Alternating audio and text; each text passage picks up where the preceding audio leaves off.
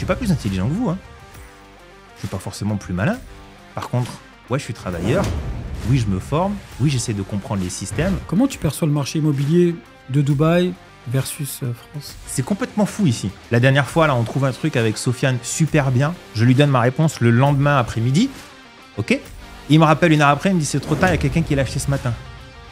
C'est pas possible. Aujourd'hui, Dubaï, à mon sens, est la seule place dans le monde où tu peux avoir une qualité de vie inégalable et qui peut correspondre à beaucoup de personnes. Aujourd'hui, nous avons l'honneur de recevoir un invité très spécial, directement venu de France, Nicolas Markovic, le CEO de l'agence LGM Immobilier. Avec Nicolas, nous allons comparer les marchés immobiliers et vous dévoiler des stratégies d'investissement entre France et Dubaï. Une conversation riche en valeurs et en informations, essentielle pour tout investisseur cherchant à investir dans l'immobilier. Découvrez l'univers des entrepreneurs, investisseurs et acteurs de l'immobilier de Dubaï à travers ce podcast. Rejoignez-nous pour des interviews percutantes avec des invités de premier plan qui partagent leurs secrets, leur expérience et leur vision pour réussir dans cette ville audacieuse et en constante évolution. Préparez-vous à être inspiré et motivé par les opportunités infinies que Dubaï offre aux esprits créatifs et ambitieux. Je suis Mounir Ejdal, welcome to Insider. Salut Nicolas, comment vas-tu? Ça va très bien, Mounir. Donc Nicolas Markovic, entrepreneur dans l'industrie immobilière. Tout à fait. Et donc aujourd'hui, on te reçoit à Dubaï. Un grand merci à toi pour l'invitation. Enfin, du coup, c'est moi qui t'invite. Hein. C'est toi qui m'as invité. Oh là là, mais je suis vraiment nul dans le podcast. Mais on va quand même continuer parce que de toute façon, les gens aiment bien ça. Donc, est-ce que tu peux te présenter pour commencer? Ouais, bien sûr. Moi, je te remercie pour l'invitation. Ça me fait très plaisir de venir ici. Plus particulièrement en plus parce que j'adore l'immobilier et puis j'ai suivi ton parcours. Et je te félicite déjà pour ce que tu as mis en place. Alors oui, moi, je suis dans l'immobilier en France. J'ai un réseau de mandataires qui est basé sur le sud de la France, Montpellier. Puis après, on a des conseillers sur toute la métropole et aussi Guyane, on a Réunion, on a Guadeloupe. Et parallèlement à ça, j'ai une autre structure aussi qui est liée à la profession de conseiller en immobilier, mais dédiée à la formation. Parce que pour moi, le maître mot en général, c'est monter la compétence de notre force de vente pour pouvoir délivrer quelque chose de qualité au client qui va acheter un bien immobilier. Et ça, je le déplore depuis très longtemps, depuis que j'ai commencé ce métier. Le manque de professionnalisme lié déjà au manque de formation, au manque de connaissances et puis à tout ce qui s'ensuit. Mais du coup, toi, qu'est-ce qui te passionne vraiment dans ça? Parce que bon, on fait pas forcément le même métier, mais il y a quelque chose que moi, en tout cas, j'ai compris, hein, c'est que pour faire de l'immobilier, il faut être passionné. Alors, qu'est-ce qui, toi, te motive chaque jour, chaque matin, tous les jours? Parce que toujours, c'est lundi. Hein, ouais, c'est un peu ça. Ouais. Il n'y a pas de semaine déjà qui se ressemble, ça c'est certain. Après, il y a deux notions. Parce que moi, j'étais sur le terrain pendant un peu plus de 13 ans. Donc, j'ai vendu des appartements, des maisons, des terrains, tout ce qu'on peut vendre dans l'immobilier. Et puis, ça fait 7 ans que j'ai ouvert mon réseau de mandataires. D'accord ? Depuis que j'ai ouvert le réseau, je ne suis plus sur le terrain. Je gère la structure, je la développe et je fais en sorte que la force de vente puisse s'éclater au quotidien. Mais après, pour moi, l'immobilier en général, c'est quelque chose qui me donne vraiment une envie de comprendre déjà l'urbanisme en général. Parce que tu n'as pas que la structure immobilière, tu n'as pas qu'une maison, tu n'as pas qu'un appartement dans un building, tu as tout un environnement qui a été réfléchi, structuré, et c'est pour ça que j'adore Dubaï aussi, parce que ça a été pensé d'une telle manière que chacun puisse vraiment se sentir bien, et même un enfant. Et ça, c'est très particulier, je trouve, ici, c'est que tout est organisé pour qu'on s'épanouisse et on s'éclate. Et moi, j'adore l'immobilier parce qu'il y a tous ces éléments-là qui font qu'au quotidien, on se sente bien, quoi. Bien sûr. De toute façon, tu vois, juste pour rebondir sur ce que tu dis, je pense que tu as deux types d'agents. Tu as ceux qui ont compris qu'il y a un produit, il faut le vendre et qu'il y a une commission. Et tu as les autres. Alors, je ne pourrais pas te le mesurer en pourcentage, mais tu as la deuxième catégorie qui, elle, va se renseigner sur l'urbanisme, savoir comment c'est fait, aller un peu plus loin, l'architecture, commencer aussi un petit peu à comprendre l'histoire de tout ce qui s'est passé ici avant, regarder un petit peu les transactions qui ont été faites sur les X dernières années. Et tout ça, justement, va avoir si tu veux, un recul supplémentaire par rapport au marché actuel.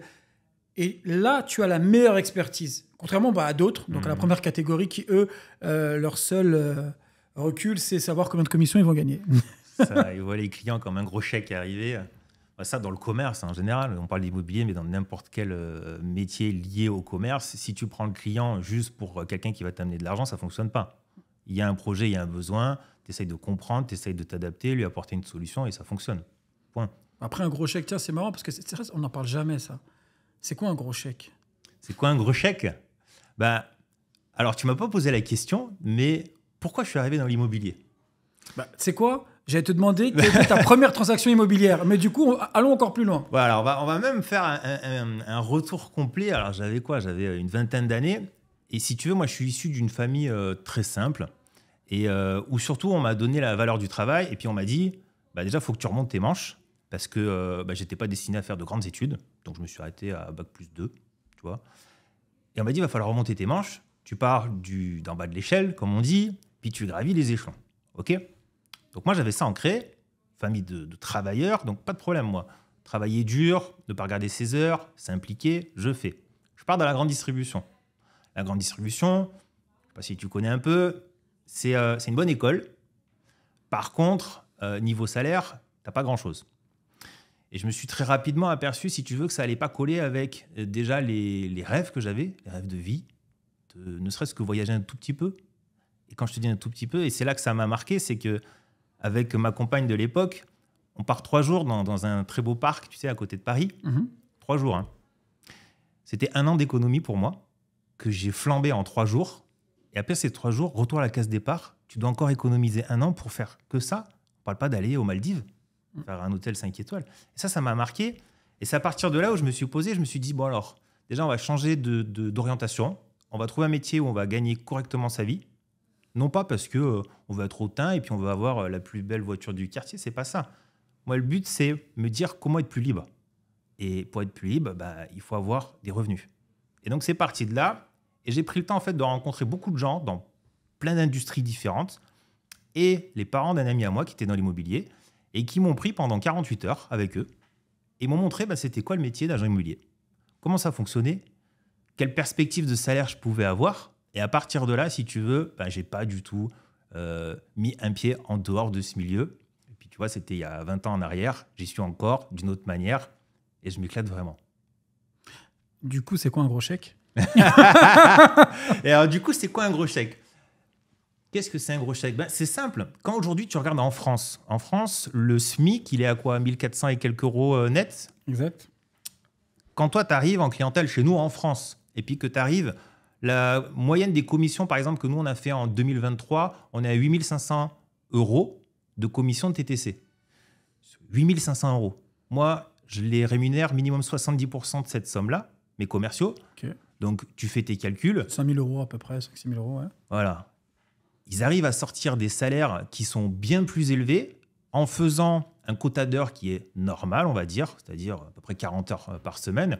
Et on arrive à avoir des salaires confortables. Ça, c'est une moyenne.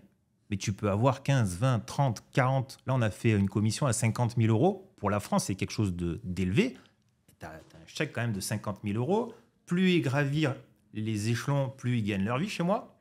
Donc là, par exemple, sur 50 000 €, il a gagné 80%. Donc on est très, très, très loin du SMIC et de ce que ça engendre derrière. Donc, c'est un peu l'idée du gros chèque. D'accord.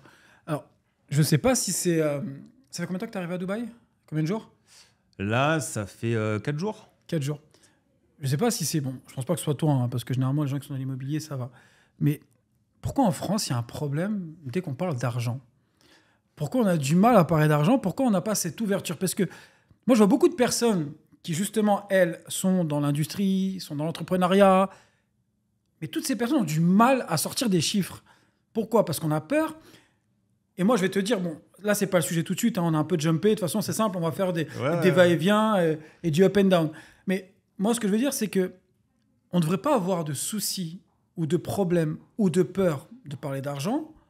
Puisque de toute façon, je dis pas qu'on travaille pour ça, puisque pour moi, l'argent est un moyen, mais surtout pas une fin. Tu vois, de toute façon, l'argent, c'est du transfert. C'est l'argent va de gauche à droite. On ne crée pas l'argent en soi. On transfère de toi à moi, de moi à lui, etc., etc.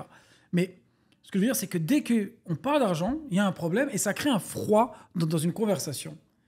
Parce que moi, si tu me posais la question, je te répondrais. Ouais. Mais du coup, je te répondrai pas parce que c'est moi qui t'invite. Mais Alors ça, c'est un très bon sujet. Je ne sais pas si tu veux qu'on l'aborde, hein, l'histoire de l'argent. Bien sûr, ouais. J'ai pas la réponse universelle, on pourrait dire, à cette problématique que je trouve française, parce que moi, j'adore voyager. Ouais. Il y a l'immobilier et les voyages chez moi, vraiment. J'adore voyager et je trouve que c'est très français, c'est très francophone. Ouais. Voilà. Et si tu veux, aujourd'hui, j'ai l'impression que déjà en France, on n'a pas de solution liée à ça et on n'en aura pas. Et plus on avance, plus il y aura cette problématique qui est très ancrée dans les racines même du pays. Ça veut dire quoi? Ça veut dire que, par exemple, comme je te l'ai dit tout à l'heure, moi, je viens d'en bas de l'échelle. Moi, j'ai commencé à bosser à 14 ans. Je faisais des pizzas l'été, 7 sur 7, pendant que mes copains ils profitaient ou autres, parce que j'avais envie de gagner un peu d'argent pour m'acheter mon premier scooter, pour m'acheter ma première voiture quand j'ai eu 18 ans, etc. Tu vois? Et j'ai toujours été attiré par des personnes qui avaient réussi. Je ne sais pas pourquoi, tu vois. Tu as réussi à avoir quelque chose qui, pour moi, me donne envie. Et pour moi, ça m'a toujours galvanisé de me dire, OK, cette personne-là, comment elle a fait? Qu'est-ce qu'elle a mis en place? Comment elle a structuré les choses? Est-ce qu'il y a un moyen, même quand on ne vient pas d'une famille aisée ou autre, d'arriver à ce stade-là? Et je me suis aperçu que, ouais, tu peux largement y arriver. Et qu'en général, les réussites ne sont pas du tout liées ni de là d'où tu viens géographiquement, ni de ton niveau social, ni quoi que ce soit. OK? Et moi, je suis très attiré par ça. Et par exemple, j'ai fait une erreur, tu vois, moi, liée par exemple, à mes réseaux sociaux. Tu vois, si je te confie quelque chose. Et lié à l'image, par exemple, que les gens ont et qu'interprètent les gens de ce qu'ils voient au travers de vidéos, de stories, de tout ce que tu veux. Et je me suis dit, le jour où j'ai pu un petit peu gravir les échelons et accéder à quelque chose, je vais essayer d'inspirer les gens. Tu vois, je m'achète une belle voiture. J'avais une Maserati, là, il n'y a pas longtemps. Tiens, je vais faire des stories pour parler de la voiture, etc. Mais pas dans un but d'être hautain, de me vanter, ni quoi que ce soit. Mais de dire, putain, les gars, regardez, je ne suis pas plus intelligent que vous. Hein. Je ne suis pas forcément plus malin. Par contre, ouais, je suis travailleur. Oui, je me forme. Oui, j'essaie de comprendre les systèmes. Parce que la réussite, c'est une roue qui tourne. Il faut juste la comprendre et s'organiser pour faire ce qu'il faut pour nous-mêmes. Et je me suis retrouvé avec une vague de haters, des personnes dans mon entourage propre, que ce soit dans ma structure professionnelle ou même des amis, qui ont commencé à me tourner le dos ou même à critiquer verbalement et de manière assez rude, si tu veux, ma manière de communiquer, etc. et l'image que je dégageais. Et à partir de là, je me suis dit, tu vois, Nicolas, il faut faire très attention en général entre toi, ta vision de la vie, claire, et ce que, en général, les gens ont de leur propre envie et de l'image qu'ils ont de ce que c'est la réussite, des belles choses, etc. etc. Tu vois? C'est quoi? C'est marrant que tu me dis ça, parce que je te racontais une histoire qui m'est arrivée pas plus tard qu'hier. Okay. D'accord? Bon, par un hasard, les plus hasardeux, ouais. Une de mes agents me dit, voilà, elle a un petit souci, tu sais, avec un client, puisque il a fait une transaction que c'est pas forcément bien passé, puisque le vendeur de l'autre côté a refusé de vendre à la dernière minute. Mais si tu veux, l'agent du vendeur qui travaille aussi chez nous n'avait pas entamé le compromis. Donc, si tu veux, contractuellement, on n'a rien, à part que nous, on a déjà reçu l'argent du client, donc de l'acheteur, et voilà. Et donc, on a ce problème-là. Et aujourd'hui, il me dit, écoute, moi, c'est simple. Donc, l'agent vient me voir et me dit, Mounir, il veut te parler. Je lui dis, OK, qu'est-ce qu'on fait? Il me dit clairement, écoute, Mounir, moi, c'est très simple. Moi, j'ai travaillé dur. J'ai pas 2 Porsche comme toi. Mon argent, je suis pour l'avoir. Donc, quand tu me proposes quelque chose à plus de 40 000 euros, ouais, je réfléchis. Mais en fait, j'ai pas 2 Porsche. Ça veut dire quoi? Ça veut dire que les Porsche, on me les a donnés? Ça veut dire que les Porsche, je les ai gagnés? Ça veut dire que les Porsche, je les mérite pas? Non. Pour ceux qui ont suivi et qui regardent un petit peu mon parcours, c'est très simple. Je viens du 93. À 16 ans, j'avais mon appartement que je devais payer. J'ai arrêté de travailler. Je faisais déjà les marchés. Et j'ai travaillé très dur. Et comme toi, j'ai la valeur de l'argent. Et jusqu'à maintenant, puisque je suis pas un radin, mais je compte chaque centime. Et j'aime négocier. Et malheureusement, même au restaurant, et même des Grecs, tout simplement. Je négocie pas le grec, mais je négocie la canette en plus, ou quelques frites en plus, ou une petite viande en plus, ou un cheddar en plus. Ça j'aime beaucoup, par exemple, tu vois.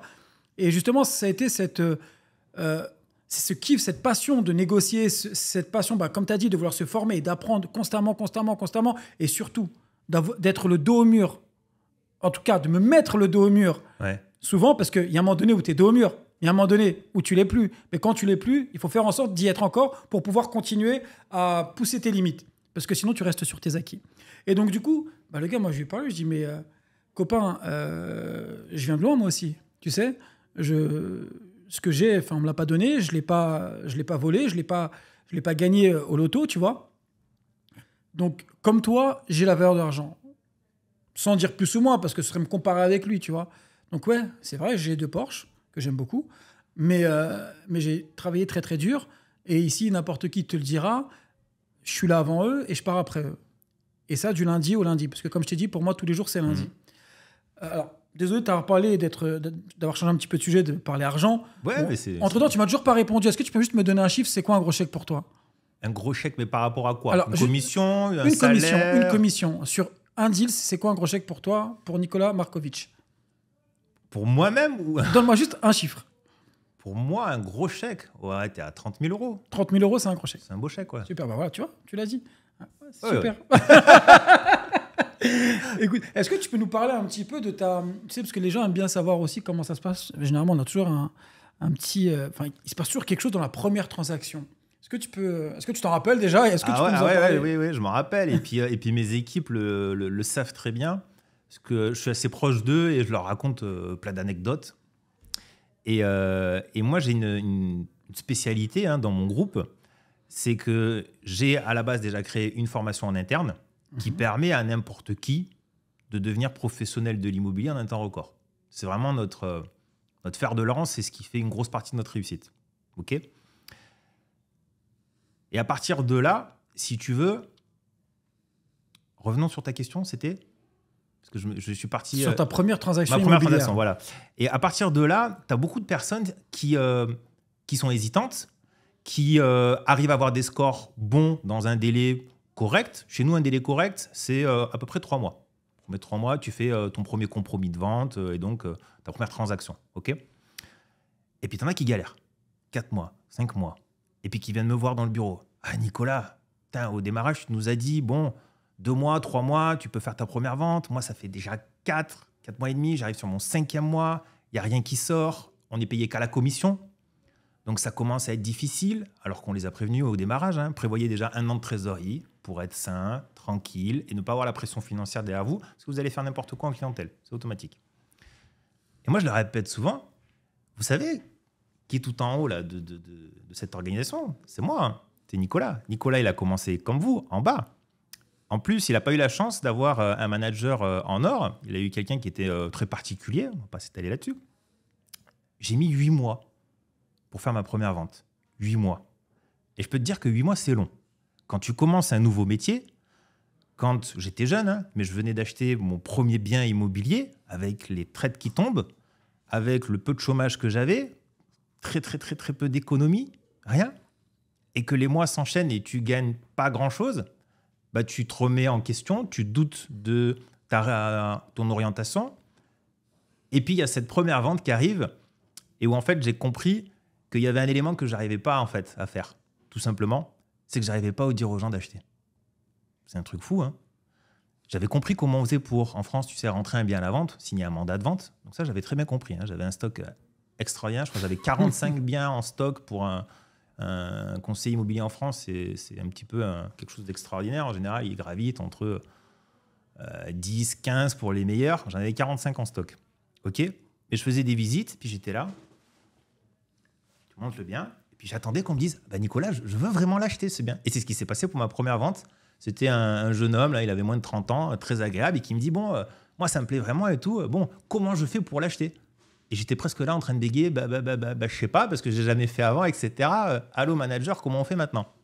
Donc, c'est très marrant comme attitude et c'est très marrant comme posture, si tu veux, d'attendre et de ne pas comprendre que c'est à l'agent immobilier, en fait, d'engager les personnes dans une action, et par exemple là, en visite, dans une action d'acquérir ce bien immobilier.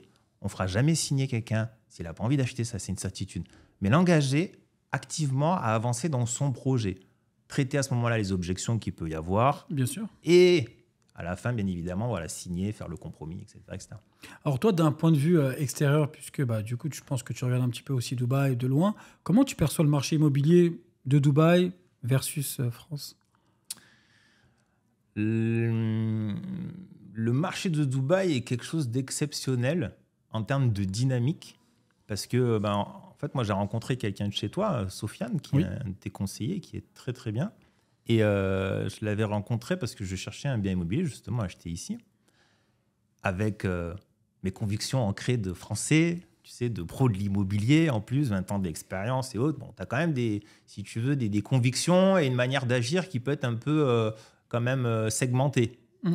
Et puis, tu rencontres Sofiane, qui est super, hein, qui est très à l'écoute, qui pose beaucoup de questions, et puis qui me réoriente quand même au fur et à mesure des choses, etc., et qui me fait comprendre la dynamique du marché, la compréhension aussi de celui-là. Et là, j'ai pris une grande claque dans la tête, hein, tu m'excuseras un des termes, mais parce que ça faisait déjà plusieurs fois que je venais ici, tu sais, en Airbnb, dans des biens immobiliers, avec très belle vue, j'adore la marina, belle vue sur la marina, un building d'un standing que je trouve, moi, bon, comparé à la France.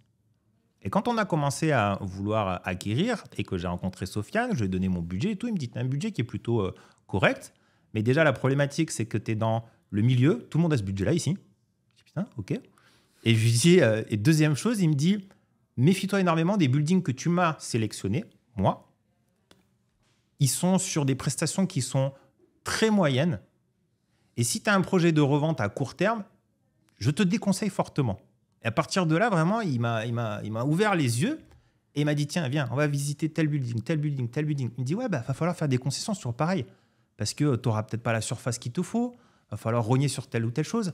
Mais il me dit, je te garantis que les parties communes, les aménagements extérieurs qu'il peut y avoir ici, les gens sont très regardants.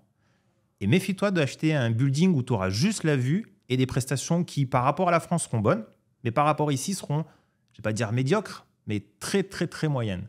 Tu vois ? Et donc, du coup, tu as acheté ? Alors, non, je n'ai toujours pas acheté. Et ça, c'est la deuxième claque. C'est que c'est complètement fou ici. C'est que tu trouves un bien immobilier. Alors déjà, si l'annonce elle a 3 semaines sur le marché secondaire, en général, c'est pas un bien immobilier qui est en vente. Il laisse, j'ai vu des confrères à toi et tout ça, il laisse traîner les annonces. Ok.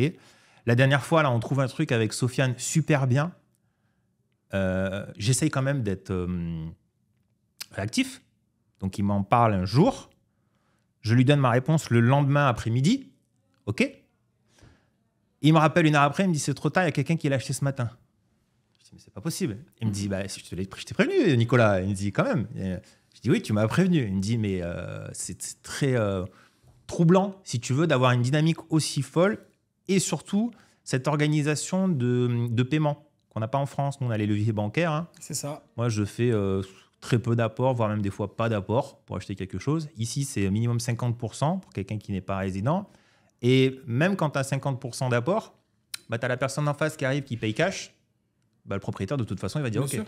Ouais, mais tu n'en as pas qu'un, tu en as plein qui arrivent ici, paiement comptant, avec des sommes qui sont plutôt très agréables.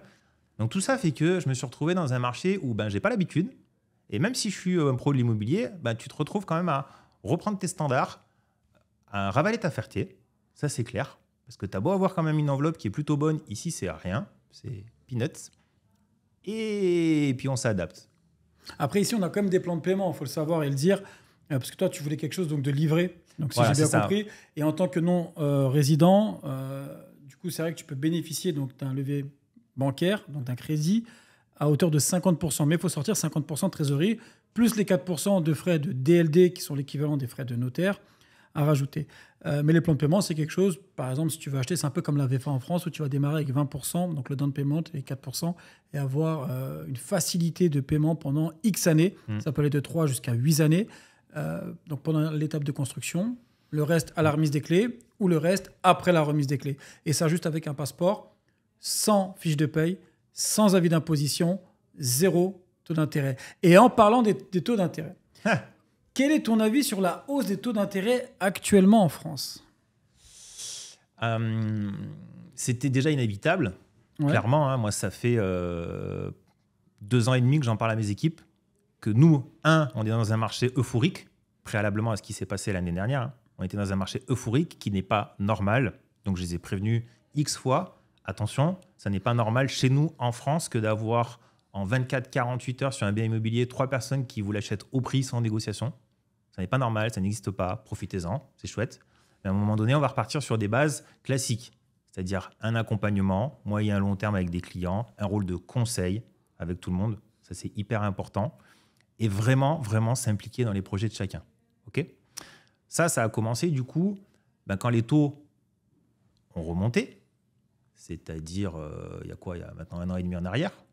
Et on s'est retrouvé en France à passer de 1 à plus de 4% en l'espace de 1 an, grosso modo. Donc, c'est une montée fulgurante. C'est historiquement jamais arrivé. L'objectif pour nous, c'était freiner ce qui se passait en Europe et puis même dans le monde entier et l'inflation et de s'organiser derrière pour que le commun des mortels puisse continuer à avoir une vie classique. Ça a de l'impact sur l'alimentation, surtout chez nous, l'énergie, etc., etc. Sur l'immobilier, ça a un impact d'avoir eu une hausse des taux, oui. C'est-à-dire que tu as une enveloppe qui est différente. Mais sur les volumes de vente, on a baissé sur le marché national, je crois à peu près de 20%. On est passé de 1 million de transactions, qui était le record historique en 2022. On n'a pas le chiffre exact, mais on va être aux alentours de 800 000 transactions en France l'année dernière. Donc on a une baisse de 20%. OK. Et si tu fais un parallèle par rapport à d'autres années, tu remontes en arrière. Là, on parle de 2022. Mais tu repars sur 2017, par exemple. 2017, on était à moins de 800 000 transactions à l'année. Je crois que c'était, je n'ai pas le graphique en tête, mais peut-être 650, 700 000. Tout le monde était content. On était sur un marché qui montait. On était sur une belle dynamique. On avait des taux qui n'étaient pas à 1%. On avait des taux peut-être aux alentours de 2, 2,5. Et c'était chouette. Donc aujourd'hui, se dire, il y a moins de transactions, il y a des taux élevés, c'est une crise. Pour moi, c'est une erreur. Il y a un réajustement. Il y a des facteurs qui font que, oui, c'est plus compliqué, mais très souvent pour les primo-accédants, c'est-à-dire les personnes qui achètent leur premier bien immobilier, les petites bourses, oui, ça c'est plus complexe pour eux. Mais après, la classe moyenne et les personnes qui ont des revenus confortables, il n'y a pas eu trop d'impact. Donc on se retrouve quand même sur un marché, je trouve, dynamique 2023. On a des résultats qui sont bons, honnêtement. Et on a des prévisionnels pour 2024 qui sont encourageants. Mais pour moi, qui sont segmentés en 2 parties. J'en ai parlé dans une vidéo que j'ai mise sur ma chaîne YouTube, où vraiment on va segmenter en 2 l'année 2024, à mon sens. On a le premier semestre, donc grosso modo, où on est sur la même dynamique que là à l'automne, c'est-à-dire c'est oscillant. D'un coup, tu as un peu d'euphorie. 2 semaines après, c'est plus calme. Et on a des transactions qui fonctionnent bien. On a des financements qui passent correctement. C'est-à-dire c'est un marché normal. Et il y a beaucoup de signaux qui nous disent que le second semestre va être meilleur et va repartir de plus belle, surtout pour 2025, notamment par rapport à la Banque Centrale Européenne, Christine Lagarde, qui nous a dit qu'on a atteint des plafonds. La BCE, pour moi, ne fait que calquer ce qui se passe aux États-Unis. La Fed, qu'est-ce qu'elle a fait ? Là, elle a eu encore une réunion il y a, je crois, 10 jours en arrière. Elle a volontairement dit on ne va pas baisser tout de suite, mais ce n'est que repousser, je pense, à mois d'avril, les taux qui vont se passer aux États-Unis, qui auront une répercussion en France. Donc, on va avoir des baisses de taux qui vont se passer, qui vont arriver au second semestre, et on va repartir dans un marché qui est bon. Donc, en général, on est plutôt bien. Ce n'est pas une crise immobilière. Tu as un réajustement. Tu n'as pas de baisse de prix colossale en France. Tu as des petites baisses de prix localisées, 1, 2, 3, 5%, mais guère plus aujourd'hui. Vraiment. Alors toi, aujourd'hui, avec ton expertise, quelles sont, selon toi, aujourd'hui les opportunités d'investissement en France ? Waouh, en France ? Ah oui. Alors, tu as 2 discours que je peux avoir. Tu as le personnel et le discours général qu'on peut donner à une audience sur une chaîne YouTube, si tu veux. On va essayer de mixer un peu tout ça. Nous, on veut le personnel. Hein. Tu veux le personnel ? Alors, on oublie YouTube. Il n'y a personne, il n'y a pas de caméra. Regarde. Ah, si on est que tous les deux, c'est super simple. Moi, j'ai vendu quasiment tout ce que j'avais en termes d'investissement immobilier en France. Pourquoi ? C'est un peu comme la bourse. Si tu veux, tu as des cycles. Hein. Okay. J'ai vendu au plus haut. Donc, le plus haut, c'était quoi ? C'était printemps l'année dernière, en termes de prix, etc. Donc, pour moi, c'était une opportunité de faire des plus-values sur des biens immobiliers, résidence principale, secondaire ou autres. Et de voir comment après je m'organise avec tout ça pour le réinvestir. Et peut-être ailleurs. Et c'est pour ça que j'ai rencontré Sofiane, etc. OK ? Et est-ce qu'il y a des perspectives aujourd'hui d'investissement ? Oui. Il y a une perspective d'investissement qui est bonne en France sur de l'immobilier, sur du locatif, pour des personnes qui ne veulent pas trop de risques, pour des personnes qui veulent avoir des biens immobiliers proches de chez eux et qui n'ont pas envie de sortir, tu sais, de cette fameuse zone de confort.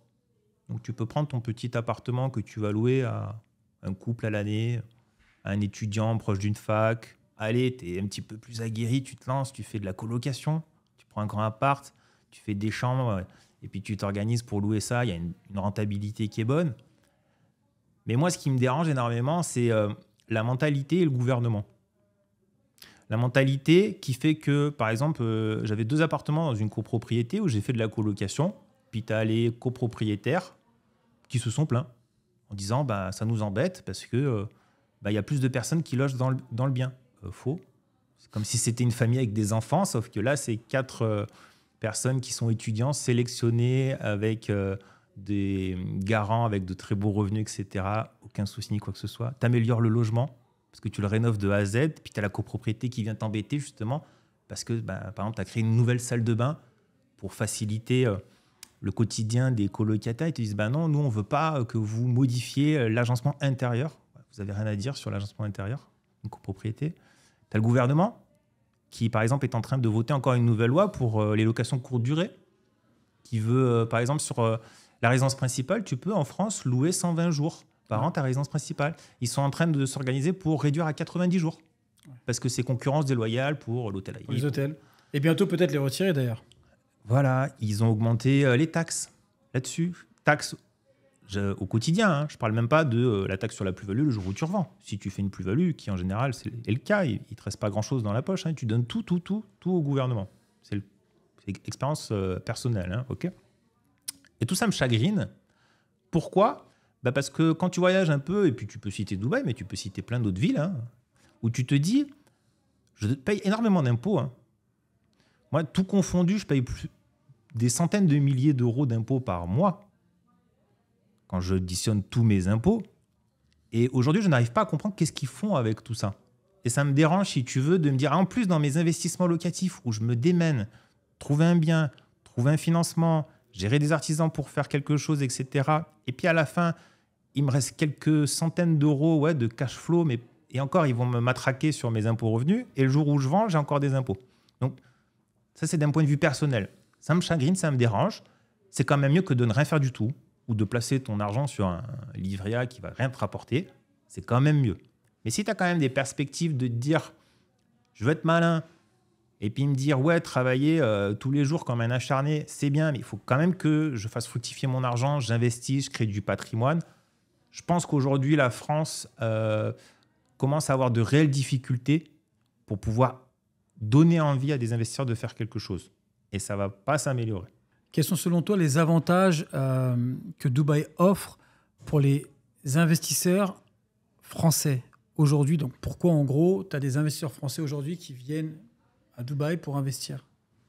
Tu as plein de choses. Quand j'en parle avec des amis français, des collaborateurs qui bossent avec moi, ils me disent « mais t'es sûr de toi ?» Ils prennent pour info. Ouais, mais des trucs basiques. Par exemple, la dernière fois, je parlais avec un de mes gars qui a des investissements locatifs. Il a une bonne 50aine d'années, tu vois. C'est un mec qui, pareil, il s'est fait il a travaillé dur toute sa vie. Et puis, je lui dis, moi, je suis en train de regarder sur Dubaï pour faire de l'acquisition et puis sûrement faire de l'investissement locatif. Et puis, je lui dis, tu sais comment ça marche avec les locataires ici ? Enfin, là-bas. Il me dit, explique-moi. Je lui dis déjà, quand il va rentrer dans le bien immobilier, en général, soit il te paye 12 mois de loyer, soit il négocie 2 chèques, parfois 3, d'après ce que j'ai compris, pour pouvoir échelonner ses paiements. Mais la majeure partie des cas, tu arrives à avoir soit un paiement de 12 mois d'un coup, ou 2 chèques de 6 mois. Tu m'arrêtes si je me trompe. Ça peut aller jusqu'à 4 chèques. Alors des fois, on donne des facilités, même jusqu'à 12 chèques, pour te dire. Ça dépend vraiment de l'offre et la demande, mais généralement, effectivement, il y a des quartiers où on va à un chèque. Et puis il y a tellement de demandes.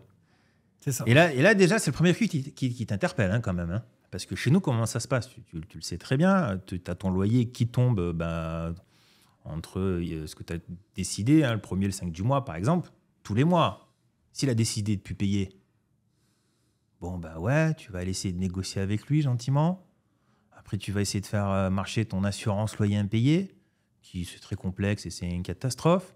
Il va s'organiser pour être dans la trêve hivernale pour ne pas se faire expulser et puis rester chez lui. D'accord ? Ça n'existe pas ici. Je peux te dire comment ça se passe ici. Ici, si ton locataire n'a pas payé dans les 30 jours, tu vas à RDC, donc Rental Dispute Center, et donc tu ouvres, pas un case, puisque ce serait une plainte judiciaire ou quoi que ce soit, mais non, tu ouvres, si tu veux, alors, je ne sais pas le mot, hein. En fait, tu fais une claim, tu vois, en fait, voilà. Et du coup, ça veut dire quoi, claim ? Tu déposes une plainte. Une main courante. Une main courante, voilà. Une espèce de main courante. Vos services s'appellent Rental Dispute Center. Pour leur dire, voilà, lui, il n'a pas payé. C'est très simple. Il a 30 jours pour ou payer ou dégager. Dégager du logement ou du pays ? Du logement, du coup. Ouais, parce que je sais que c'est quand même... Mais par contre, alors, si une personne, effectivement, a une dette à Dubaï, elle ne peut pas sortir du pays. Voilà, et il là, tu as raison. pas ici. Ouais. Ah non, ici, il ne rigole pas. Si y a un chèque au-delà de 250 000 dirhams, ce qui fait plus de 60 000 euros, qui est un chèque en bois, c'est la prison. Et ensuite, tu essaies de payer. Enfin, il va falloir que tu payes dans tous les cas. Après, tu vas sortir, hein, bien sûr, mais il faut payer avant de sortir. Voilà. Mais en tout cas, tu ne sors pas du pays tant que tu as une dette. Et ça peut être une dette... regarde, tu sais, moi, j'ai un copain, il a un plan de paiement chez un promoteur. Et il a une échéance qui n'est pas passée parce qu'il a changé de compte et blablabla. Mais il arrive à l'aéroport, hein, il partait à Bali. Et du coup, il était avec sa femme. Et bon, ils se sont regardés avec sa femme. Alors, on y va pas. Sa femme lui disait, je crois que je vais aller toute seule. Et finalement, ils sont restés. Donc, voilà. Tu vois jusqu'où ça va. Ouais, voilà. Tu ne payes pas de charges de copropriété. Tu ne payes pas tes échéances. Tu as un chèque impayé. Tu as quoi que ce soit. Tu sors pas du pays. C'est très simple. Et si tu n'as pas payé dans les 30 jours à partir de ma plainte, tu sors du logement, mais tu as la dette. Ouais. Tu vois ? Tu vas me dire, est-ce que c'est arrivé, Nicolas, de ne pas avoir des locataires qui payent, tout ça ? Je me suis toujours organisé, tout a toujours bien fonctionné. Alors, tu vas me dire, tu me donnes un exemple qui n'est pas la réalité. Oui, je peux te donner un autre exemple aussi complètement farfelu qui ne m'est jamais arrivé, les squatteurs en France.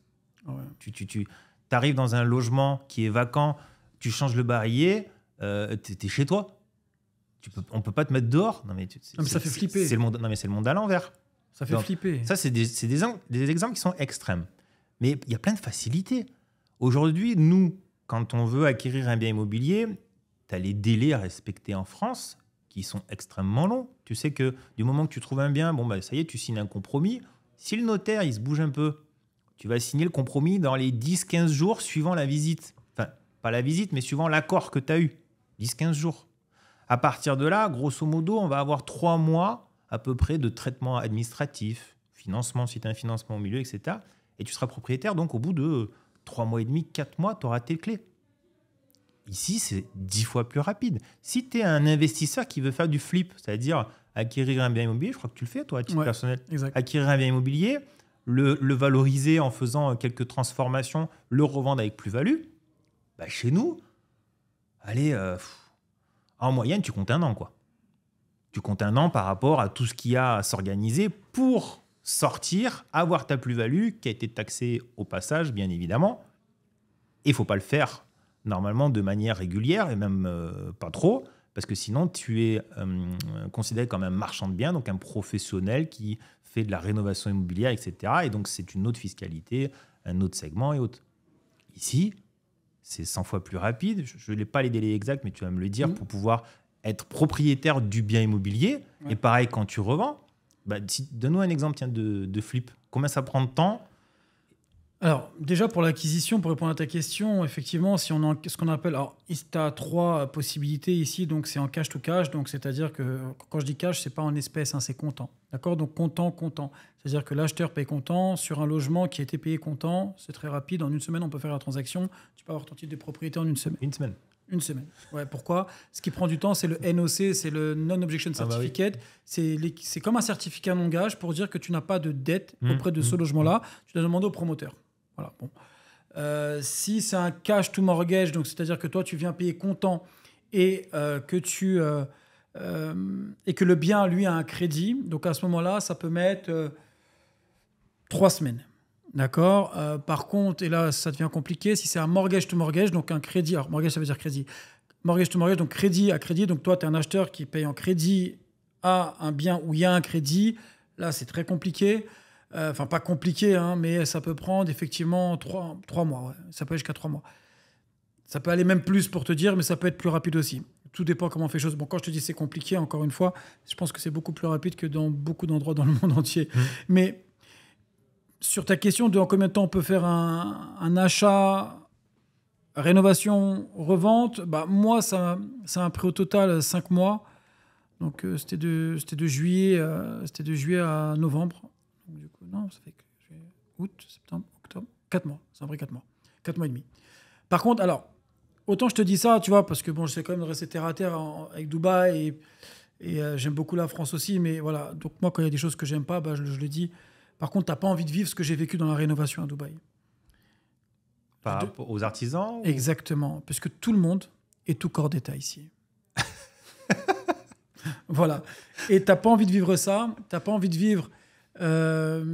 tu sais, pour toi, si je te dis 1 + 1, tu me dis quoi? 2. Exactement. Bah, ça, ils ne le comprennent pas. Ah. Voilà. Ah, c'est compliqué dès le départ. C'est très, très compliqué. Ça peut prendre beaucoup de temps. C'est beaucoup d'heures passées. C'est beaucoup d'énergie. C'est... Bon, alors, une rénovation, déjà, tu as un accord du promoteur qui peut durer entre 2 et 4 semaines. Ensuite, bah, tu as la période de rénovation qui, normalement, dure 1 mois, 2 mois en fonction de la superficie que tu vas avoir, bien sûr. Mais moi, ça m'a pris, du coup, 3 mois. Et j'ai vendu juste après 3 mois. Mais j'ai passé, moi, personnellement, donc après que l'architecte d'intérieur m'ait livré l'appartement, 2 semaines encore avec les ouvriers pour leur expliquer que tu vois le mur, là, en haut. Tu vois, tu as une peinture... que tu as terminé, en tout cas que tu étais censé terminer droite, bah, je veux que ce soit droite. C'est quoi droit? Et bah, tu vois la feuille là, ça c'est droit. Bah, je veux que ce soit comme la feuille, droit. Et ça, les mecs n'arrivent pas à le comprendre. Ici, on ne te sort pas un plan électrique avant, on ne te sort pas des plans, on ne te sort pas de... En fait, tout est fait à l'arrache ici. Ça, c'est, tu vois, autant j'aime beaucoup Dubaï, mais c'est pas pour démonter Dubaï, c'est surtout pour dire qu'il y a beaucoup de potentiel ici. Aujourd'hui, les constructeurs, est-ce qu'ils vont se bouger le train arrière pour pouvoir augmenter, si tu veux augmenter la qualité de construction, la qualité de finition, je ne sais pas. Mais par contre, il y a beaucoup d'opportunités pour les personnes qui sont spécialisées dans la construction, je le sais. Il y a encore beaucoup d'opportunités pour les agents immobiliers, puisque là, on est en 2024, on va arriver sur 2025, 2026. Donc, il y a beaucoup de constructions qui vont voir le jour, ce qui veut dire que bah forcément, tu as une correction qui va se faire, mais aussi beaucoup d'appartements à la revente et en gestion locative. Donc ça, c'est des choses qu'on sait faire, en tout cas en France, rentrer des mandats, parce que la plupart des agents immobiliers sont spécialisés dans la vente sur plan, alors que le vrai métier d'agent immobilier, tu sais, c'est rentrer des mandats et vendre les mandats. D'ailleurs, j'appelle pas, dans mon premier cas, les agents immobiliers, j'appelle des courtiers. Quand tu vends sur plan, en vrai, tu es un courtier. Tu as une demande, tu cherches l'offre, tu essaies de matcher les deux. Voilà, tu vois ce que je veux dire. En fait, on est des courtiers, limite. Bon, ça va, nous, chez DRN, en tout cas, j'ai des courtiers, des agents immobiliers et des experts en tourisme, puisque je fais de la gestion Airbnb aussi. Mais voilà, donc tout ça pour te dire que ça prend beaucoup de temps et ça donne mal à la tête, la vérité. Ok. Et franchement, c'est court par rapport à la France, c'est vrai, mais si j'avais pas été là, ça aurait pu mettre 8 mois. D'accord. Ouais. Peut-être 12 mois. C'est parce que j'ai pris les choses à cœur, c'est parce que je les ai prises en main. Et pourtant, l'architecte d'intérieur avec qui je travaille est française. Hein. Ouais. Et t'as pris en plus une anarchie. Ah oui, une archi, mais même elle est... D'ailleurs, j'ai un podcast avec elle sur ma chaîne, elle s'appelle Mounia. Et même elle, si tu veux, elle est au bout de sa vie. Hein. Bon, déjà, c'est une femme entrepreneur qui gère des ouvriers pakistanais qui sont tout corps d'État. Donc, si tu veux, c'est un mal de tête au quotidien. Donc, à un moment donné, oui, elle les a formés, etc. Mais si tu veux, il y a un moment donné où moi, j'ai passé 2 semaines avec eux, où chaque jour paraît pour 1 mois, tu vois. C'est ça, parce que depuis tout à l'heure, hein, moi je parle de la France d'une manière un peu plus grise que ce qu'on pourrait l'imaginer. Après, c'est un très beau pays, hein. Il y a plein de choses qui sont extraordinaires. Mais ça me fait penser, j'ai fait un podcast il y a très peu de temps où j'interviewe un expatrié en Thaïlande. Ouais. Tout ce que tu me décris, c'est exactement ce qu'il m'a fait comme peinture par rapport aux constructions qu'il a pu faire en Thaïlande, avec ce décalage, je pense, par rapport à notre expérience française. Parce que moi, j'ai fait pas mal de rénovation, de construction en France. Et oui, il n'y a pas que des bons artisans. Ça, on le sait tous, d'accord ? Mais on a quand même un niveau de qualité, de professionnalisme que je trouve vraiment élevé. Et même en termes de matériaux. Quand tu voyages, hein, tu vas aux États-Unis, tu vas, après encore plein d'autres pays, hein, Mexique, etc. Les menuiseries, les cuisines, tout. Tu vois qu'il y a une qualité qui n'est pas quand même au niveau de ce qu'on a. Alors je dis France, mais ouais, t'as France, t'as un peu l'Italie et autres. T'as pas le même niveau. Et je pense que nous, on compare automatiquement avec ça. Après, le coût de main-d'œuvre, tu vas en Thaïlande ou tu vas ici, c'est pas le même. Bien sûr. Parce que ça nous coûte quand même une sacrée fortune en France. Mais les mecs, c'est normal, il faut bien qu'ils achètent le matériel, il faut qu'ils payent leurs employés, les taxes, etc. Je pense pas qu'ils roulent sur l'or. Et puis, j'en vois pas trop rouler sur l'or. Ou alors des très grosses entreprises, ouais. Et encore, ils sont pas sur l'or, mais ils vivent confortablement, c'est tout. Ouais. Tu vois ? Bah ouais, donc du coup, c'est répercuté sur les prix. Ici, tu n'as pas du tout les mêmes prix, mais c'est ancré, en fait, je pense, dans la tête des gens, si tu veux, que tu n'auras pas le même niveau de finition, ou alors, parce que tu as des palaces ici, hein, c'est quand même extraordinaire ce qu'ils font sur Dubaï en termes d'architecture et de finition. Mais je me demande à quel point ils doivent être structurés et organisés pour avoir des personnes qui font le suivi qualité et ça doit être intransigeant. Ça doit être un truc extraordinaire à suivre. Vraiment. Regarde, tu sais, moi, je suis né en France, d'accord ? Je suis un peu ce qui se passe dans les constructions en Algérie ou au Maroc. Donc pour nous, c'est le bled pour nous. Et je peux te dire qu'ici, c'est encore plus le bled que le bled. D'accord ? Donc, ce que je veux dire, c'est que, tu vois, comme tout pays qui se développe, comme toute ville qui se développe, tu vois, tu as les bons et les mauvais côtés. Maintenant, le mauvais, il faut le voir en opportunité. Donc, en fait, c'est même un message que je fais passer aujourd'hui. C'est qu'aujourd'hui, Dubaï a besoin d'artisans de qualité pour augmenter et continuer, si tu veux, cette vision, en tout cas, que le cheikh Mohammed bin Rachid Al Maktoum, il a. Alors oui, bien sûr, on a des choses de qualité. Bien sûr. Mais ça, c'est avec certains promoteurs. C'est développé pendant des années. C'est une expérience de plusieurs années. Bien sûr. Mais... Parce que je reçois beaucoup de questions. Oui, est-ce que tu penses que moi, en tant que construction, est-ce que je peux fonctionner ? Est-ce que je pourrais une boîte d'artisans faire de la réno ? Est-ce que ça peut marcher ? Oui. La réponse est très simple. Oui, puisque tout le monde à Dubaï est tout corps d'État. Donc, juste dans cette phrase-là, il y a un problème. Voilà. Donc, vous êtes les bienvenus. C'est un message. Tous les constructeurs, tous les professionnels du métier, vous êtes les bienvenus à Dubaï puisqu'il y a beaucoup de travail pour vous. Ça, je le maintiens, je le dis. Aujourd'hui, je le répète, c'était très court, en tout cas mon expérience de 4-5 mois, mais je souhaite à personne de le vivre. Vraiment. Ouais. Franchement, ça a été c'est un kiff, parce que je suis passionné, mais quand le plaquiste, carreleur est aussi électricien et peintre, et plombier aussi d'ailleurs. Après, à Dubaï, à mon sens, en fait, tu as les problématiques liées à l'hypercroissance. Ouais. Et si on prend notre métier à tous les deux, l'immobilier, moi j'ai rencontré des agents immobiliers ici à Dubaï. C'est déjà qu'en France, j'estime que, j'ai pas peur de dire, 75% des agents immobiliers sont incompétents. Franchement, c'est un chiffre énorme, mais c'est la réalité. Parce qu'il n'y a pas d'obligation réelle de formation d'un niveau, ne serait-ce que bon. Ouais. Point. Mais alors ici, première fois que je suis venu pour faire des visites, j'ai eu des agents immobiliers. Alors, c'était pas chez toi, parce qu'après, j'ai rencontré Sofiane. J'ai eu des agents immobiliers, c'est la caricature, vraiment, de l'opportuniste qui se dit, il y a de l'argent à se faire, parce que tout le monde veut acheter, il y a des constructions partout, etc. Et il y a cette facilité, comme tu l'as très bien expliqué, la distinction entre le vrai métier qui est de prospecter, aller chercher du mandat, manger des portes, des refus, etc.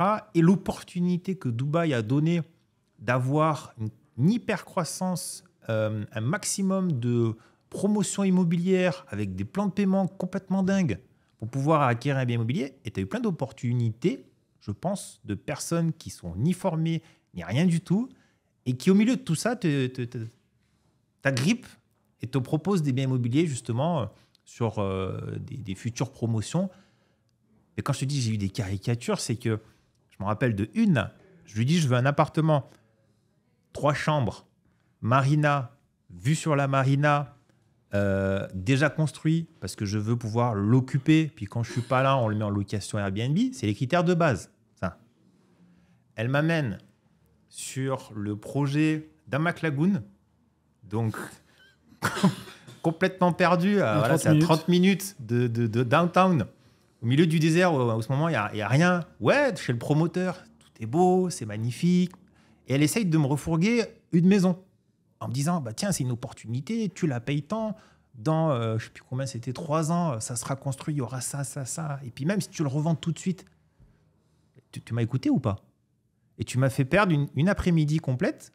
Parce que tu m'as dit, oui, mais t'inquiète pas, viens à tel endroit, je te prends avec moi, et elle m'amène là-bas, etc. Et là, et puis même pendant la visite, c'était magnifique. Tu sais, c'est moi, mon ami ceci, mon ami cela, lui, c'est un influenceur, c'est mon meilleur ami, il en a déjà acheté 3, il faut que tu te prononces vite, il faut qu'on mette en place ça, etc., etc. Et je pense qu'il y a beaucoup de cette caricature ici, et je pense que toi, ton quotidien, ça doit être encore mieux que le mien, de t'éclater à dire à tes équipes, et nous, on fait un vrai métier. On fait un métier passion. On est là pour aider des personnes qui ont des projets de vie, parce que c'est un projet de vie acquérir un bien immobilier, que ce soit pour y vivre, pour investir, quoi que ce soit, d'accord? Et je pense que tu dois encore plus t'éclater que moi, parce qu'à côté, tu dois avoir un sacré bruit ambiant, on va dire, chez les concurrents. En fait, moi, si tu veux, le problème des concurrents aujourd'hui, c'est que, donc je répète, DRN, aujourd'hui, c'est une agence qui fait de l'achat, de la revente, de la gestion locative en interne. Donc, si tu veux, on a des vrais éléments sur les chiffres, sur les transactions. Donc, si je te fais acheter un bien, peu importe à quelle étape, je suis en capacité de dire, selon mon expertise, par rapport à mon expérience, c'est un bien qui va faire tant de plus-value ou tant de rendement. Parce que j'ai la revente, j'ai la gestion locative, j'ai les chiffres en direct, je sais analyser. Sur la location, j'ai une application qui me permet de voir tous mes biens en gestion à tel endroit. Je sais combien se loue à la nuit à tel endroit, une chambre, deux chambres, un studio, etc. Donc, je peux te dire que ça peut faire tant, ça peut faire tant, ça peut faire tant. Au vu de la croissance du marché sur les dernières années, puisque telle année on a fait tant, telle année on a tant, etc. Avec les hausses de croissance, etc. Je peux te donner, si tu veux, je peux te faire un petit devis, tu vois, en gros. Ouais. Le problème, c'est qu'à Dubaï, c'est que les agents immobiliers font quoi? Alors, la dernière fois, je vais sur Instagram, je tombe sur une nana. Tu sais, l'appartement, là, je l'ai vendu à tel prix. Alors, excuse-moi, je te la refais. Tu sais, l'appartement, là, il a coûté 150 000 €. Il est loué 1 000 €. Ils font 18% de rendement. Magnifique. Je te laisse faire tes calculs. Tu vois, si tu fais tes calculs, si tu es juste un petit peu... Ouais. Voilà. Ou tu sais, à cet endroit-là, en achetant un appartement, tu peux faire jusqu'à 15-16% de rendement net d'impôts. Résident fiscal, il est où? Ouais. Okay, oui, ils oublient beaucoup d'en parler. Voilà, mais déjà 15-16%. Non, mais soyons réalistes. Dubaï, pour atteindre 10%, c'est compliqué. On fait des super rendements, c'est vrai. Ça a été, d'ailleurs, en mai 2022, la ville la plus rentable, c'est vrai. Mais aller dire que tu vas taper du 15 à 18%, mais c'est quoi la vérité? J'arrête tout et je fais que ça. Bah oui, non, mais c'est une réalité. Aujourd'hui, faire du 5-6% net, c'est bien. Tu peux faire du 7-8% en travaillant correctement. Et sur des super coups, tu vas monter à entre 8 et 10%. C'est une réalité. Mais celui qui va t'annoncer un chiffre à 15, 16, 18%, c'est un menteur. C'est très simple. Voilà. Et d'ailleurs, en parlant de rentabilité, toi, comment tu vois un petit peu les chiffres, justement, que je viens de te donner, par exemple, comparés à ceux de la France? Comme je le disais tout à l'heure, ça va dépendre du niveau d'investissement personnel, non pas financier, que tu vas donner à ce que tu veux faire. Si tu t'achètes un bien immobilier classique pour le louer, ouais, tu vas peut-être être à 4-5% net. Ok, c'est bien. Ouais, tu peux relativement trouver ça un minimum en comprenant comment ça fonctionne, l'investissement, trouver en dehors du bien immobilier, mais la géolocalisation qui va faire que ça va être intéressant. Ça, c'est plutôt bon. Après, pour moi, aujourd'hui, le meilleur des investissements, sans partir sur un achat d'un immeuble complet dans une ville, non pas un quartier, mais une ville populaire. Si je dois t'en citer, par exemple, dans le sud de la France, tu as Béziers. Okay, tu as Béziers, tu as Alès, d'accord, où c'est des villes où c'est populaire et où tu peux faire des acquisitions à des prix vraiment très raisonnables et faire des belles rentabilités. Belle rentabilité, c'est plus de 10% net. Ok. Mais avec la complexité d'une population qui est très simple. Ok. Si tu vois ce que je veux dire. C'est-à-dire que très faible revenu, voire pas de revenu, donc c'est CAF, c'est problématique à gérer, c'est pas la même notion en général de rendre un bien immobilier propre ou non, etc. etc. Donc c'est quand même complexe et c'est du stress. Après, pour moi, le meilleur des compromis, c'est ce que je disais tout à l'heure, c'est la colocation. Colocation en France aujourd'hui, dans des villes par exemple comme Montpellier, mais tu as le gouvernement qui vient de tacler derrière. Bah oui. Tu peux faire du 10% net. Tu peux faire du 10% sur de la colocation dans des quartiers qui sont bons, avec les infrastructures qui vont avec, c'est-à-dire le tramway, etc., pour aller, non pas forcément que dans les universités, mais pouvoir desservir la ville. Tu peux trouver.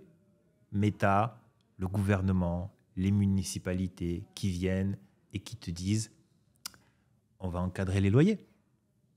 Monsieur, ce que vous faites pour nous, c'est pas légal.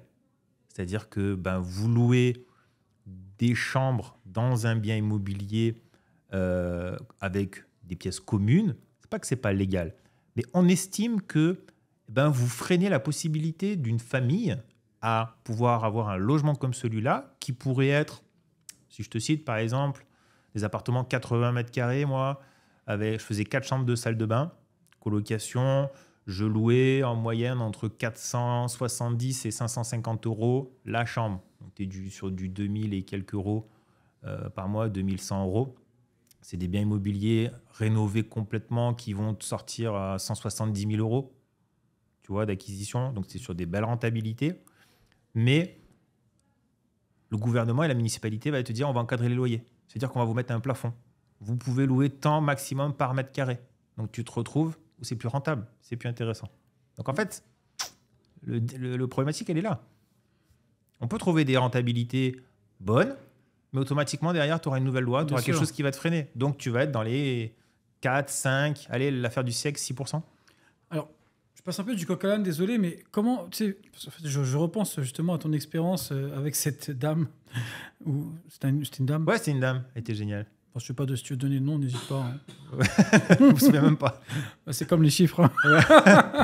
Non, je t'embête. Non, alors, justement, quels sont selon toi, en tout cas pour une personne qui veut investir pour la première fois à Dubaï, on va dire un peu les pièges à éviter? Ou qu'est-ce qu'il doit faire selon toi, maintenant que toi, tu as cette expérience-là? S'il veut investir ici? Ouais. Alors déjà, surtout pas essayer de faire ça tout seul. Ouais. Ça, c'est même pas... Parce que c'est le grand classique du français, ça. Ouais. Qui veut pas, qui n'a pas confiance en l'agent immobilier, d'accord, et ça peut être répercuté peut-être ici. Donc surtout évitez ça. Rencontrer plusieurs pros de l'immobilier justement pour vous-même avoir un ressenti et comprendre comment ça fonctionne pour aller à l'essentiel et ne pas s'arrêter. Je pense que il y aurait plein de choses aux belles maquettes et aux beaux plans qui sont présentés parce que ça fait rêver. Parce que tu n'as pas ça du tout en France. Pas du tout. Tu as des années-lumière en termes de présentation ici d'un bien immobilier. Mais renseignez-vous sur tout ce qu'il y a autour. Parce que si je te reprends mon truc là, c'est que quand tu vas visiter Damac Lagoon, leur projet là, et que tu arrives, pour moi, français, première fois que je visite un bien immobilier que je connais, parce que je suis venu aller 3 fois à Dubaï, je connais un petit peu, et puis que le promoteur quand même a fait une présentation qui est soignée, que la nana, bon, elle t'embrouille un peu sur 2-3 petites choses, tu peux te laisser convaincre quand même. Tu peux te laisser convaincre parce que sur la maquette, sur les plans, sur le truc témoin que tu visites, ça fait rêver. Et l'immobilier, c'est du rêve avant tout. Et donc, tu peux, je pense, faire un mauvais choix ou du moins aller trop vite dans ta décision par rapport à toutes ces étincelles-là qui gravitent autour. Tu vois ? Alors, il faut savoir une chose, hein, d'ailleurs, et je tiens à le préciser à tout le monde, les maquettes ne sont pas contractuelles. En plus. Donc ça, c'est très important de le dire et le souligner. Je vais juste te donner un exemple. Moi, j'ai un gars, à un moment donné, qui veut acheter en tout cas un appartement. Mais bon, du coup, là, c'était un petit peu l'effet inverse. Ça n'a pas été enjolivé, mais l'inverse. Sur la maquette, il y a une fenêtre dans le salon, une fenêtre dans la chambre. Bon, c'est un appartement, une chambre qui fait 80 mètres carrés. Comment c'est possible qu'il y ait une seule fenêtre, enfin pas une fenêtre, une porte-balcon, excuse-moi. Une porte-balcon. À part que quand on regarde les plans, on voit bien que c'est une double porte, donc qui slide, hein, donc qui coulisse, dans le salon, et une là. Forcément, le gars, il se pose des questions. Il me dit, mais pourquoi sur la maquette ils ont mis ça ? Pourquoi tu m'envoies ces plans ? Comment je peux en être sûr ? Je dis, c'est très simple, regarde, bouge pas, je vais aller voir le head of développement du truc, il va m'imprimer l'unité, comment elle est. Donc là, effectivement, il me l'imprime. Donc juste le message que j'ai à faire passer, c'est quoi ? Regardez le plan de l'appartement et non les maquettes. Puisque sur le plan, vous avez tout. Vous avez les mesures, vous avez vraiment tout. Le plan de paiement est exactement pareil, puisque les plans de paiement changent très rapidement. Tu sais, vu qu'il y a une forte demande ici à Dubaï, ça peut changer rapidement. En tout cas, il faut regarder vraiment tous les éléments ici. Et d'ailleurs, en parlant de plan de paiement, il faut savoir une chose, c'est que même en tant que non-résident, pour avoir le post-handover, donc le paiement après la remise des clés, il faut donner des chèques antidatés pour avoir les clés. Okay. Mais comme tu es non-résident et que tu n'as pas de compte bancaire et donc de chéquier, tu n'as pas le droit à ton paiement après la remise des clés. Donc, il faut trouver une solution à ça. Mais ça, il n'y a personne qui le dit. Oh, tu vois, j'ai jamais entendu. En même temps, ce qui est logique. Comment tu peux garantir tes paiements après la remise des clés ? Bah ouais. Pendant la construction, ça va. Après la remise des clés, ça va moins. Donc, il faut le dire. Alors, bien sûr, il y a des solutions. C'est pour ça qu'il faut nous contacter. Non, mais c'est vrai. Mais ce que je veux dire, c'est voilà, il faut vraiment faire attention à tout. En tout cas, c'est très simple. Pour toute société, je pense, qui veut pérenniser un business, on le disait, qui est passionné, qui aime son métier, je pense que l'honnêteté est primordiale. Sinon, tu n'y arriveras pas. Tu vas faire un coup, deux coups. En plus, Dubaï, en vrai, on pense que c'est grand, mais c'est petit. Tu vois ? D'ailleurs, à Dubaï, tout est à 20 minutes. Je pense que ça, toi, tu as dû le voir un petit peu. Et donc, voilà, moi, si tu veux, c'est vraiment ce truc-là, c'est parler aux bonnes personnes, vraiment s'informer un petit peu sur le marché immobilier, se former sur les produits, sur les façons d'investir, sur la fiscalité, puisque, bon, tout le monde pense que je vais rien payer, etc., à part que si. Alors, non, puisque si tu veux, tu as une convention, tu sais bien sûr. J'en parle entre Dubaï et la France, où effectivement, il n'y a pas de double imposition, mais par contre, tes revenus d'ici viennent augmenter tes tranches en France. D'accord ? Donc, directement non, mais indirectement oui. Donc, en vrai, zéro taxe, zéro impôt, c'est bon. Oui, on l'a beaucoup vu, celle-là, tu vois. Et on le voit toujours. Hein. Et on le voit toujours. D'ailleurs, toi, tu pensais qu'il n'y avait pas d'imposition, d'ailleurs, à Dubaï, je pense. Au démarrage, l'histoire, c'est qu'il y a zéro imposition, il n'y a rien. Tu loues, c'est tout pour toi. Tu revends, c'est tout pour toi. Ouais, mais attention, tu es résident fiscal où ? Ouais.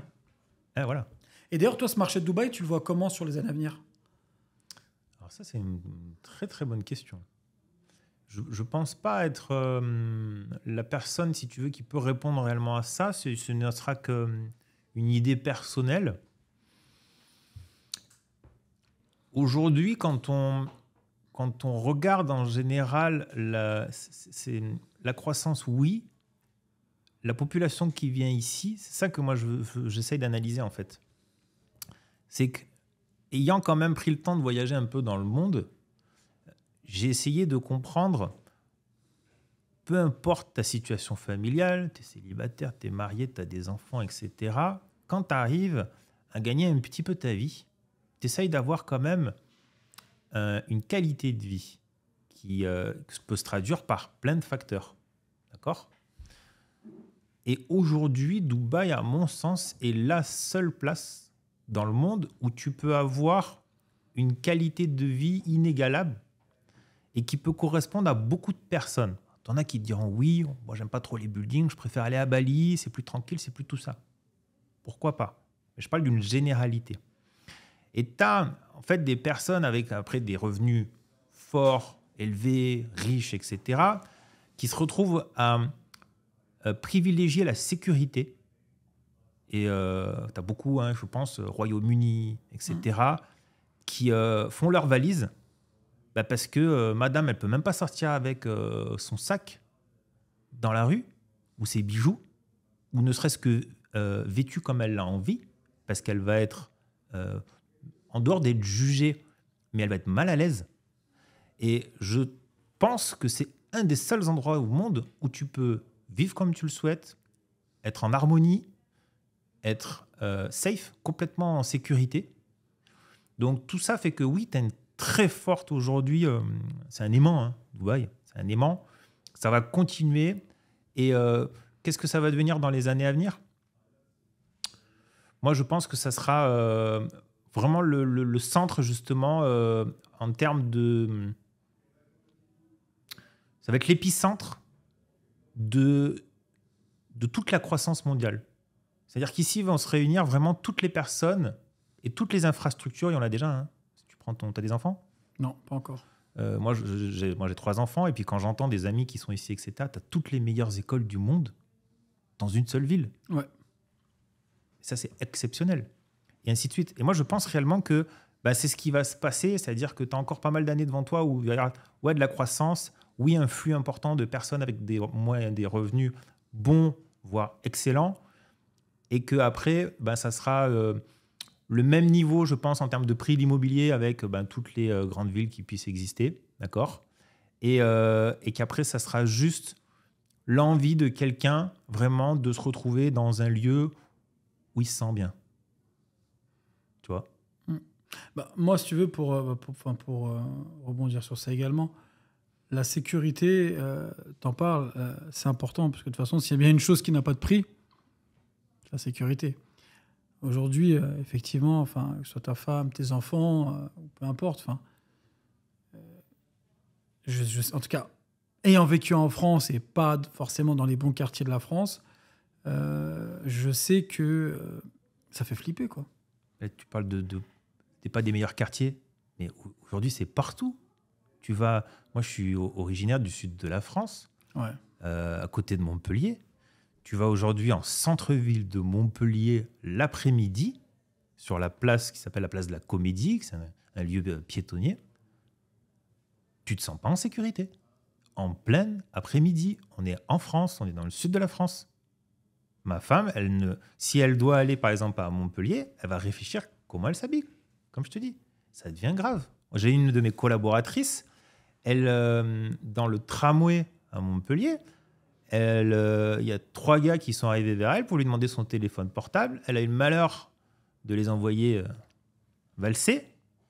Ils l'ont attrapé, ils l'ont mis par terre. L'autre, il lui a mis un coup de pied, lui a cassé le nez et ils sont repartis avec son téléphone en pleine journée. Et les gens autour n'ont pas bougé. Tu vas me dire, ouais, etc., ça peut être aussi un cas unique. Non, c'est pas un cas unique. Et ça, malheureusement, je trouve que c'est très dommage sur un si beau pays où on a beaucoup de choses extraordinaires, de plus te sentir en sécurité, quoi. Tu peux pas te sentir en sécurité, tu peux pas te sentir bien, tu peux pas avoir une belle voiture. Moi, on me l'a rayé sur le parking d'un supermarché. Je vais faire mes cours, je reviens à la bagnole, ils ont fait tout le tour. Je dis, mais les gars, qu'est-ce qui vous passe par la tête, quand même? Moi, je vis très bien en France. Je suis content d'être français. Je suis content de faire plein de choses. Mais moi, je me dis, à la vitesse où ça accélère, l'insécurité, les problématiques, qu'est-ce qui va advenir quand mes enfants seront majeurs? Mais ouais, et c'est bien que tu parles de tes enfants, parce que si tu veux, j'ai l'impression que de génération en génération, ça s'empire. C'est ça.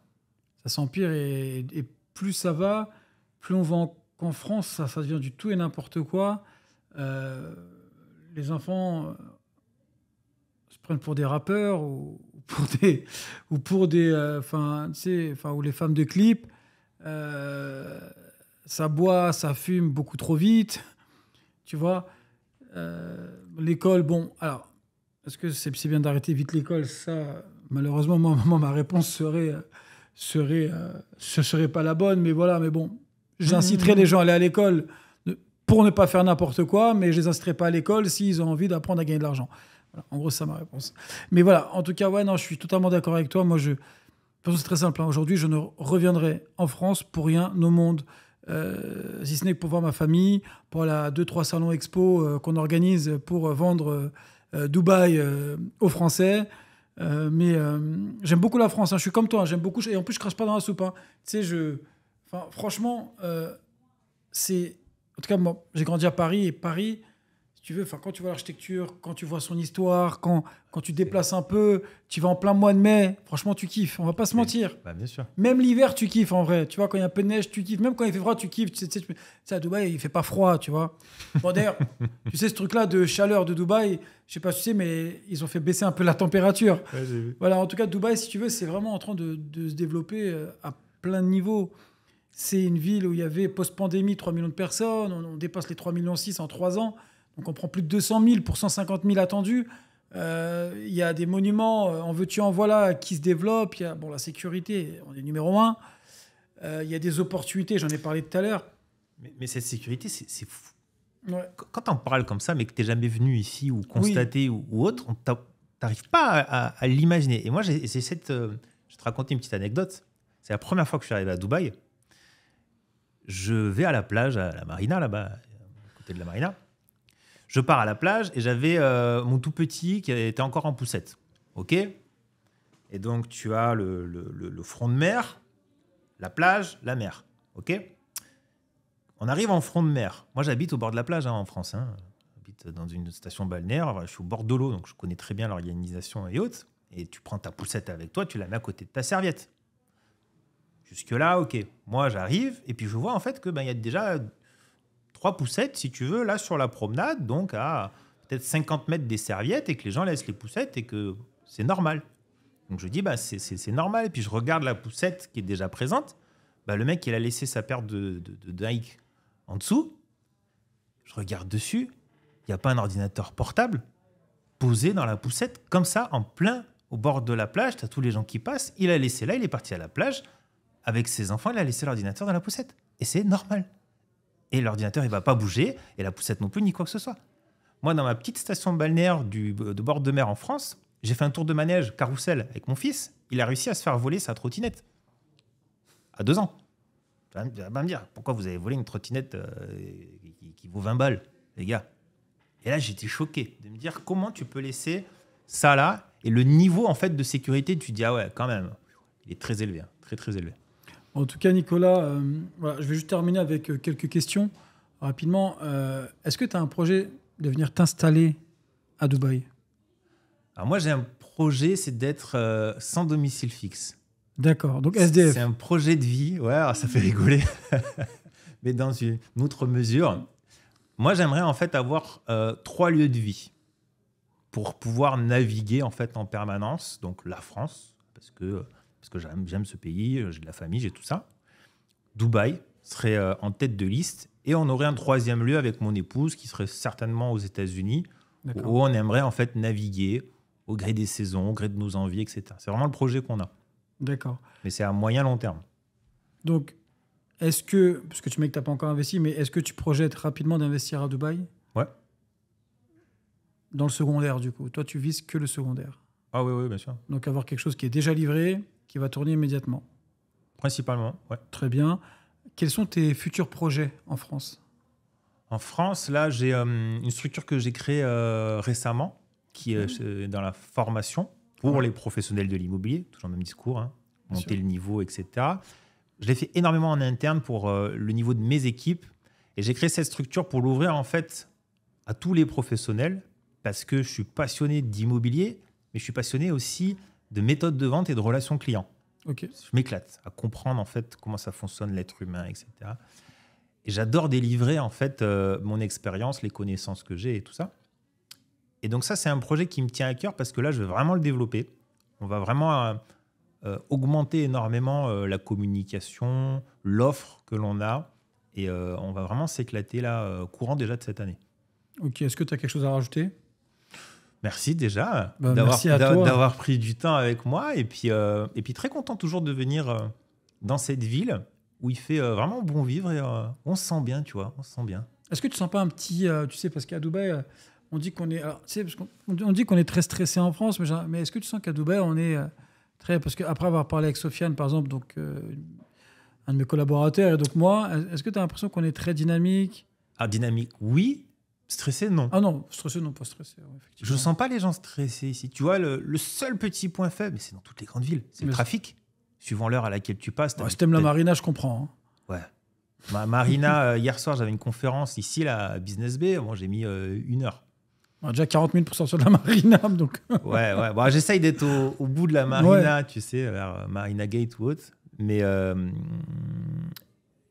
je sens, tu vois, même dans le trafic, je sens pas les gens, si tu veux, agacés ou stressés, ou même s'il y a du trafic.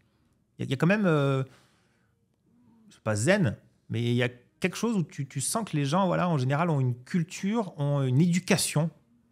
Excuse-moi, hein, mais je souligne le mot. Ils ont une éducation, les gens ici. Ils sont respectueux. Du coup, ils manquent pas de respect aux autres. Il y a personne qui veut se battre lors d'un feu rouge. Personne qui s'insulte.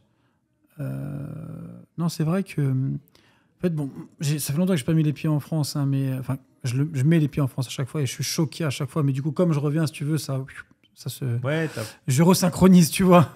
Mais non, mais je vois très bien ce que tu veux dire et franchement, c'est dommage qu'on en arrive là. Hein. C'est vraiment dommage qu'on en soit là. Les gens se prennent la tête, les gens s'embrouillent, les gens se...